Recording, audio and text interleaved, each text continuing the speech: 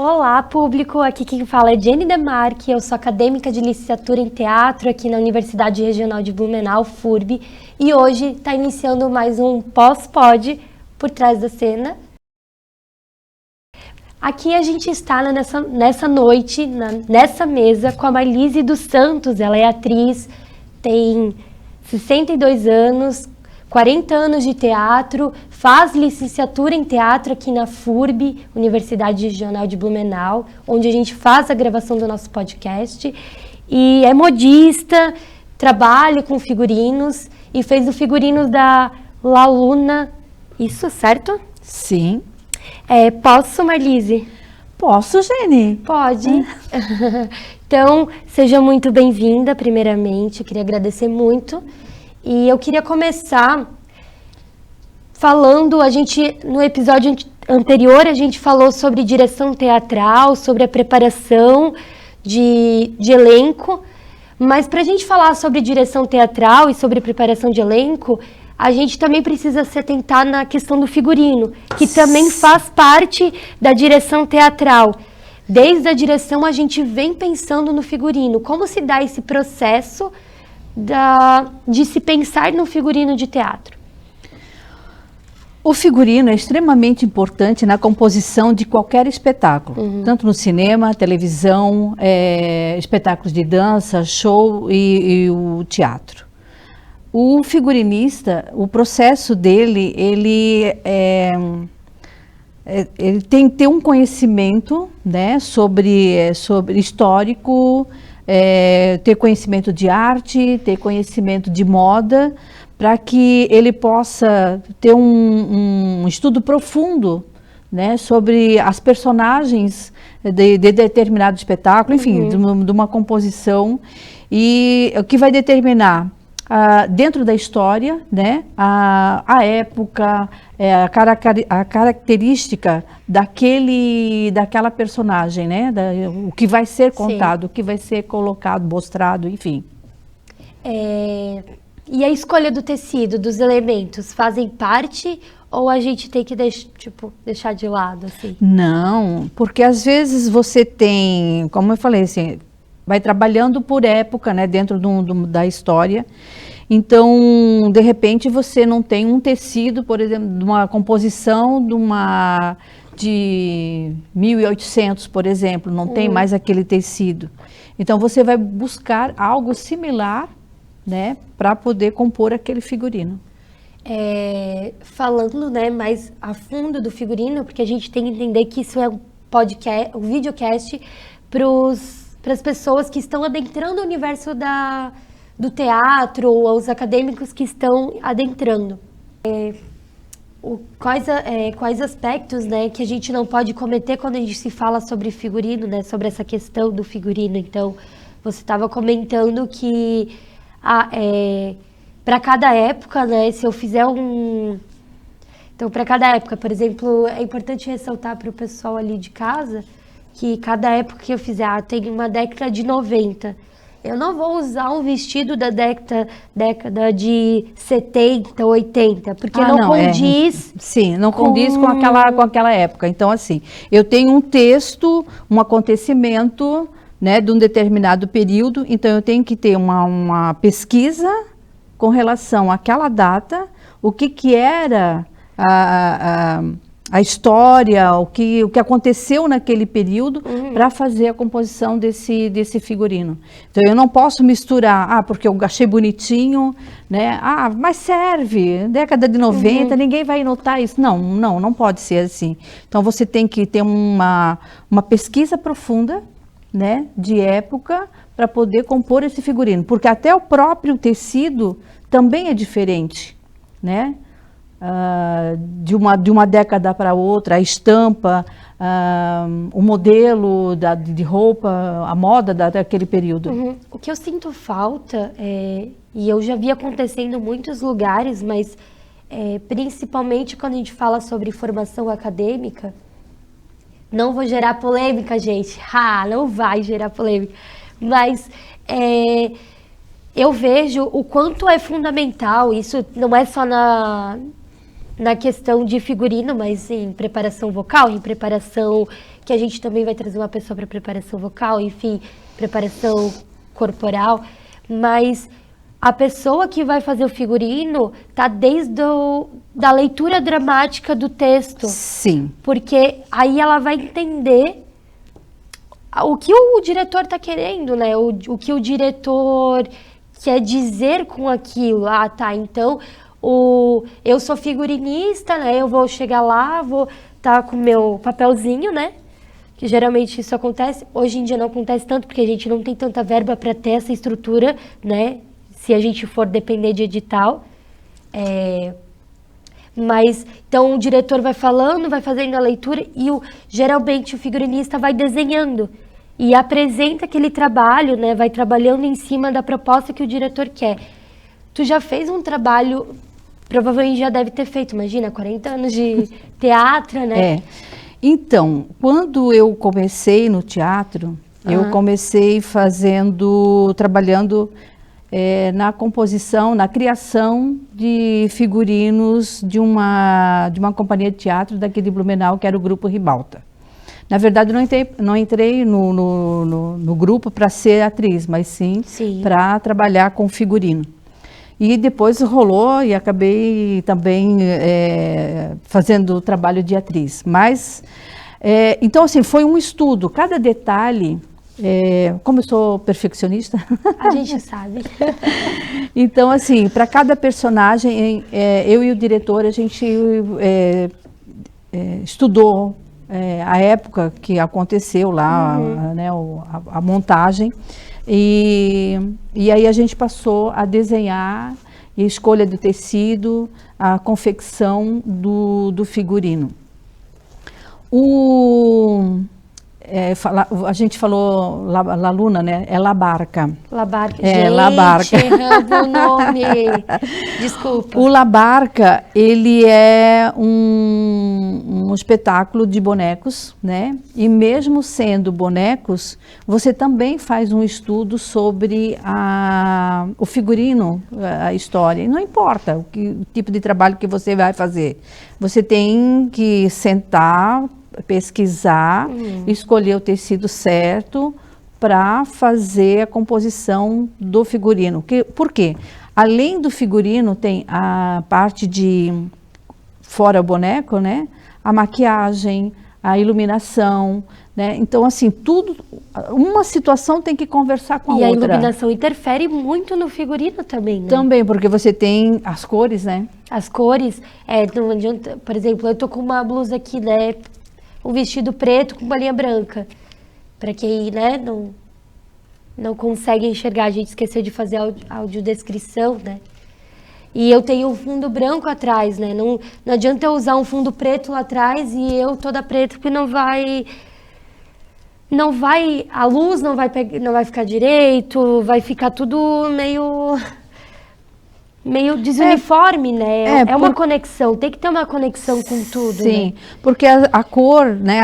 A cor da luz, a gelatina que você vai usar, ou outra denominação com relação à luz, porque modernizou tudo que a gente já não está em, né? Tem nome específico. Mudaram todos. Tem nome específico para cada coisa. Mas, enfim, a combinação de uma cor que você está usando com a iluminação que você tem, ela pode mudar. Sim. E aí, de repente, muda todo o sentido da história, do texto que você tá contando, que você está fazendo ali, né? Então, é muito importante, assim, que a montagem da luz, a maquiagem e o figurino, eles têm a mesma linguagem. Puxando esse gancho do que tu fala... o tecido, às vezes, precisa fazer um movimento mais rápido, precisa ser mais mole, ele precisa... Não adianta eu usar não sei, eu não entendo muito bem de tecido, eu sou bem leiga nisso, gente. Minha avó me mataria, inclusive. Mas não adianta eu usar, talvez, um Oxford. Não sei se Oxford, depende do Oxford, ele é mais firme. Mas eu preciso e eu vou fazer um figurino que ele é justo, e eu preciso muito movimento nessa cena. Eu não vou ter isso, porque ele vai me limitar os movimentos. Então o figurino também é pensado nisso, né? Também, conforme a época, né, o tecido é mais pesado ou um tecido mais leve. As cores também fazem com que a roupa fique mais fechada, mais pesada. Eu não posso usar, por exemplo, um enredo de 1800 e eu vou usar só um algodão, ou só um tecido mais fino. Você tem o veludo, você tem o linho, você tem a própria seda, né? Então, hoje em dia, com essas novas tecnologias, então, alguns tecidos, assim, eles são extremamente sintéticos, né? Então, às vezes, eles não vão dar a mesma intensidade que eu queria. Exatamente. Então, assim, tem que tomar muito cuidado, né, na questão da produção. Ah, eu vou fazer qualquer coisa que tá bom. Não, não é bem assim, fazer qualquer coisa e tá bom, né? Porque a apresentação do figurino, né, num espetáculo, numa produção, ele pode até destruir a cena, né? Sim. Muitos elementos, né, no teatro, se eu botar água e... vai chover, né? Mas eu não preciso botar água para fingir, para falar que tá chovendo. Eu posso botar sons, que já vai trazer para esse lugar que tá chovendo. Eu posso usar efeitos.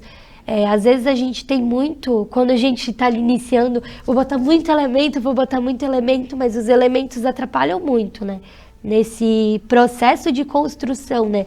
Como a gente veio falando sobre a direção, o diretor, ele pensa muito nesse lugar de... Tá, essa cena é de época, então ele tem que pensar muito em todos os detalhes, para ele também, porque assim... eu preciso saber como eu vou me direcionar um figurinista. Ó, eu preciso eu fiz esse desenho, esse croquis, então eu apresento para você. Ó, esse meu ator, ele vai movimentar muito. Eu pensei nesse tecido. É apropriado esse tecido? Então, tanto o diretor, ele precisa entender sobre esse tecido, porque ele vai conversar com uma pessoa que entende sobre isso e vai facilitar o trabalho do figurinista. Sim, assim, para a dança, né, no caso da dança, o tecido tem que tem que acompanhar o movimento, né? No teatro, a linguagem, assim, você está ao vivo ali, você não pode usar qualquer fake para poder dizer assim, nossa, esse figurino está próximo ao original da época.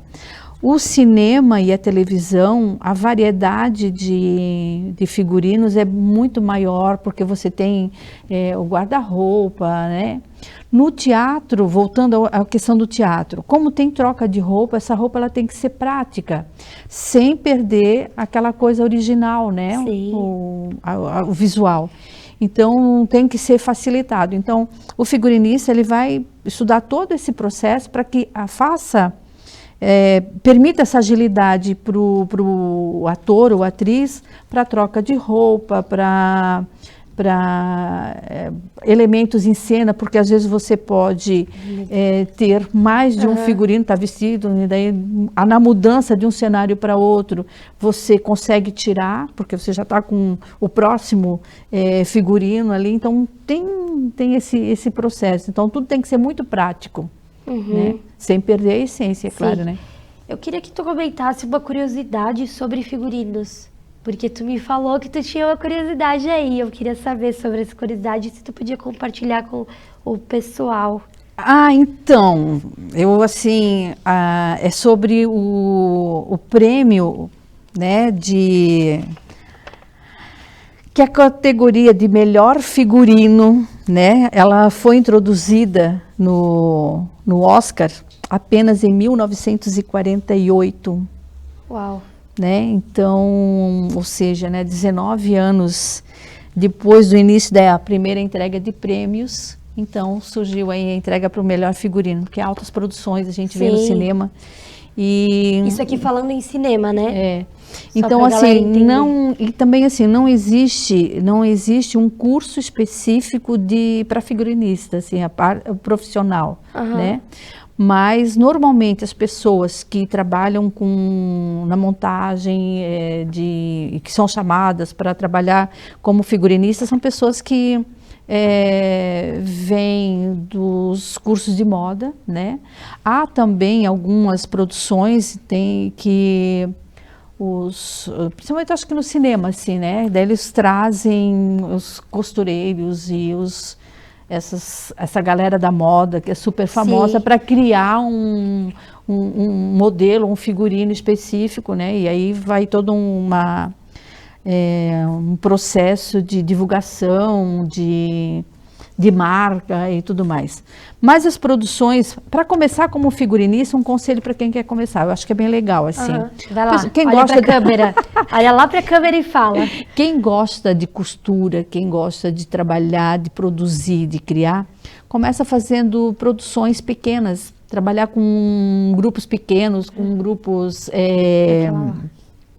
de teatro, no bairro, na escola, na ONG, enfim. Se oferece lá, eu quero ser figurinista, eu adoro, assisto cinema, televisão, eu acho tão lindo, maravilhoso, e eu quero seguir essa carreira. Então, um conselho, começa por ali, ofereça o teu trabalho, estude, pesquise muito, né? Esse pessoal que faz pequenas montagens de trabalho na própria comunidade, às vezes, eles têm uma carência muito grande de alguém que trabalhe, que pesquise, que foque nesse sentido, né? Então, vamos melhorar o trabalho na escola? Vai lá, seja voluntário, começando por aí. E aí, você está começando a ganhar carreira. Né? E muito amor, muito amor.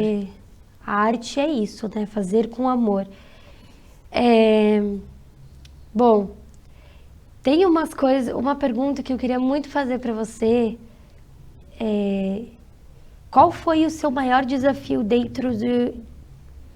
para criar um figurino, assim, tipo, qual que foi o maior desafio? Essa roupa me deu muito trabalho, tipo, deve ter várias, eu sei que deve ter várias, só pela tua respiração, mas qual que foi o maior, assim, uau, esse aqui me deu muito trabalho, eu não quero mais, eu quero fazer, mas hoje em dia talvez não teria tanto pique. O recurso seria outro. Então, eu estava em São Paulo fazendo um espetáculo, As Peripécias de Juquinha, com um diretor catarinense falecido, né? O Natal Fernandes. E eu era a tartaruga. E aí eu fui fazer o casco da tartaruga.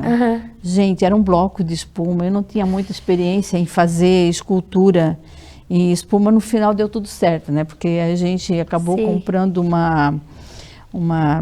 dessas bonecos, né? De pelúcia, de tartaruga. E aí eu tomei como base aquele figurino para fazer. Foram dias e noites para criar a tartaruga. Tartaruga. E foi tão legal que essa tartaruga viajou o Brasil inteiro, assim. Foi bem bacana. Vocês ganharam premiação com esse... A gente não chegou a participar de festival de teatro infantil. A gente até ia participar em São Paulo, né?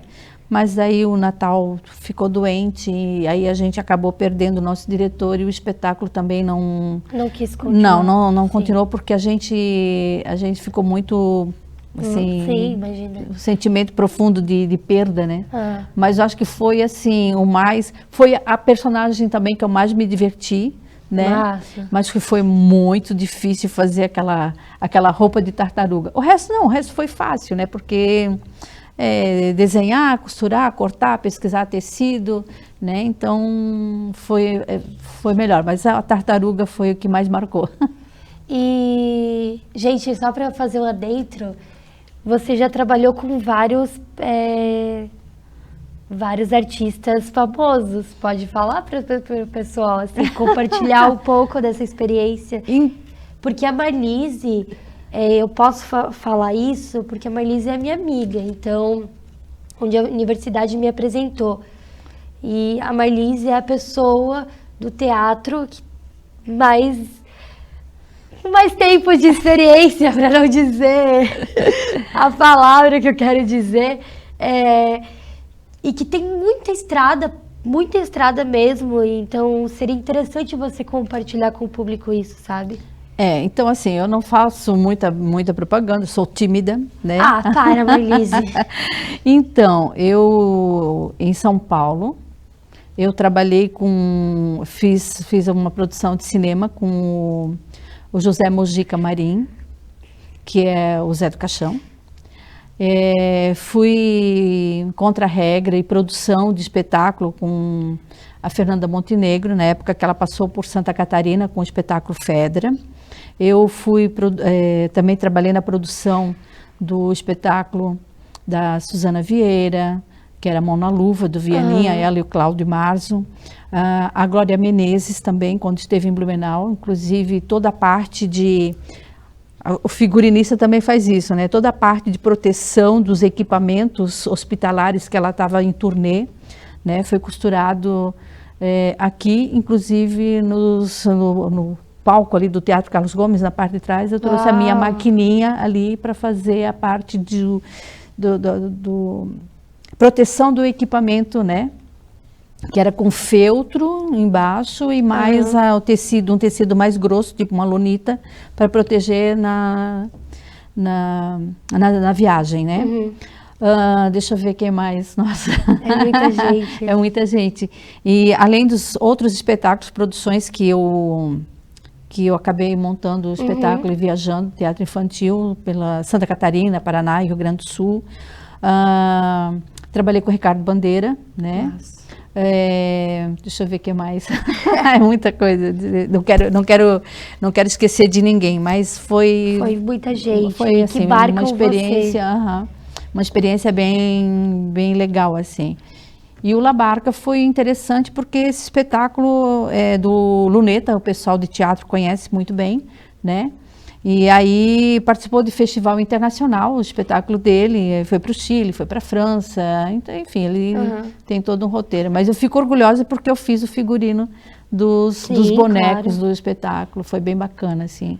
E por que o figurino? Por que o teatro? E por que o figurino, será que te escolheu ou será que você escolheu ele? Então, meu primeiro trabalho foi em 1983, quando um amigo precisava de uma animadora para um jardim de infância na época, né? No Dia das Crianças, e aí ele precisava de alguém para fazer a festa do Dia das Crianças, né? E ele simplesmente arrumou uma roupa, e eu assistia muito, eu era fã do Jerry Lewis. Assim, o Jerry Lewis e do Chaplin, assim. E eu imitava esses caras, e era diversão entre os amigos. E aí ele me chamou para fazer animação, e eu peguei uma roupa enorme de palhaço, né? E sem palavras nenhuma, e fazia brincadeira com as crianças. Que é o que o Jerry fazia. Eu fazia as mesmas coisas, e as crianças assim morriam de rir, e aí nisso... fiz essa animação, depois, sem falar nada, não tinha texto, não tinha nada, era só imitação desses artistas. Mas a presença estava ali, né? E aí o grupo Ribalta, na época do Ivo Hadlich, me convidou, e eu disse, não, tudo bem, eu não quero ser atriz, eu só quero costurar, eu quero fazer figurino. Uau. Mas eu sabia o texto de todo mundo, e aí teve um evento grande em Santa Catarina, e uma atriz faltou e precisava de alguém. E eu sabia o texto de todo mundo, e aí e eu não parei mais. Até hoje, né? Então foi o universo que ele foi trazendo para ti as coisas, não foi muito na infância, foi mais aqui no presente. Sim, e foram, assim, experiências maravilhosas. E se alguém perguntar, o que você mudaria? Eu não mudaria nada. Eu ia perguntar isso, olha que bizarro! Eu não mudaria nada. Eu quero continuar fazendo o que eu gosto até meus últimos dias. Ai, Marlise, eu tô, tipo, é muito bom aprender contigo. Eu acho que do primeiro dia que eu te encontrei aqui, e, enfim, não quero me emocionar, mas é muito importante mesmo, assim. A confiança que tu tem no meu trabalho também, e que tu fala para mim sempre, é muito potente, tu tem uma vivacidade dentro de ti, porque você poderia ter desistido de tudo isso aqui, mas não, tá firme e forte. E eu só tenho te agradecer por ter topado, estar no nosso pós-pod, por trás da cena. É uma gratidão imensa você estar aqui nessa mesa comigo para compartilhar com o público mesmo, né, que está aqui, sobre esse mundo do teatro, sobre esse mundo, desse universo por trás da cena, porque teatro é além de vocês verem um espetáculo montado, é como as coisas se tornam vivas, né? Então tem um figurinista por trás, tem um preparador de cena, tem uma arte para fazer a divulgação, então tem gente que faz arte para fazer a divulgação e tem gente que sai para panfletar. Então, tipo, hoje em dia tem as redes sociais, mas antigamente era só por panfleto, lambe-lambe, colava na parede, gente, e era assim, né, rádio, ia na rádio divulgar também, teatro começou na rádio praticamente, né. E também tem uma coisa, tá, Jennifer, assim, desde que eu comecei, né, retornando à faculdade e tal, as minhas férias, né, eu tô sempre atualizando, fazendo aqueles workshops com figurinistas mais famosos, né, tem uns que trabalham nas emissoras de televisão, então assim, vivo caçando aonde tem um workshop e tal, para estar sempre atualizando. Então, trabalhar como figurinista é isso.